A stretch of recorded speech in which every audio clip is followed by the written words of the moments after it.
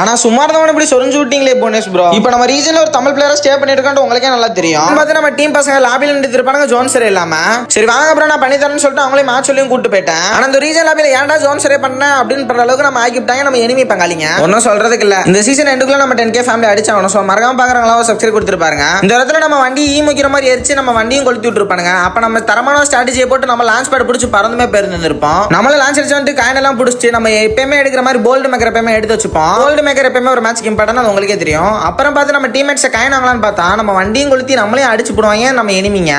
ஏன் தான் நம்மள மட்டும் இப்படி அடிச்சு போடுறாங்களோ தெரியல. அப்புறம் பார்த்தா நம்ம புவனேஸ்வரன் நம்ம கை வச்சுட்டு இருந்திருப்பாரு. இந்த இடத்துல லாஸ்ட் சம்பவமே இருந்திருக்கும். இந்த இடத்துல அவர் புவனேஸ்வரன் சேம் இருந்திருப்பாரு. இறங்கி கை வைங்க அப்புறம் இருந்திருப்பாரு. நம்மளும் கை வச்சிருந்திருப்போம். இந்த இடத்துல நம்ம புவனேஸ்வரன் வந்து சும்மா அந்த சங்க ஊதி கத்தான பெருமாள்ன்ற மாதிரி சும்மா இருந்த எனிமி கிட்ட போயிட்டு காயின் மெடிக்கிட்டு வண்டி மூணுமே கொடுத்து போய் ரிவ்யூ பண்ணிட்டு வாடா உன் டீம்மேட்னு சொல்லி வழி அனுப்பிச்சு வச்சிருந்திருப்பாரு. ஆனா அங்கதான் ஒரு ட்விஸ்ட்.